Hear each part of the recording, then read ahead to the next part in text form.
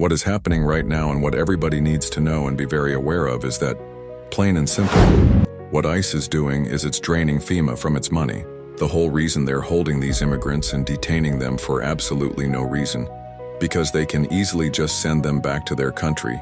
They're detaining them so that they can get money for the beds, money for the time that they have them in their tiny confined units or their overly freezing units or their overly hot with no air units, keeping them from their families while draining FEMA, draining taxpayer dollars that are supposed to be going towards emergency situations. This is not an emergency situation. The majority of these immigrants being held actually provide great services to our community and lift our communities up. For them to be held and FEMA to be drained. FEMA to be drained of its money when we have an emergency situation, an earthquake, a storm.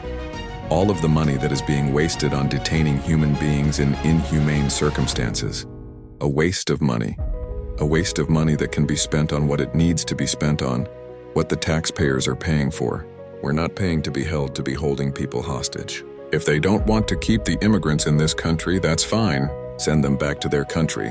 What is the purpose of detaining them? Holding them when they haven't done anything wrong. Holding them and wasting taxpayer dollars on torturing human beings. There is no real point to what ICE is doing besides the cost that they are charging for every single bed to maintain those immigrants detained. They are draining the FEMA accounts. $7,000 a month per bed per immigrant that is being held against their will. They need to be sent to their country if that's what needs to be done.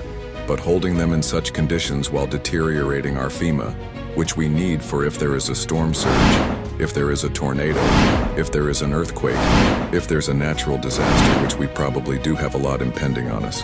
FEMA is made to protect people, not to profit from detention. It's not just about immigration. This is about priorities, about whether we spend our disaster money locking people up, when our disaster money is to lift people up.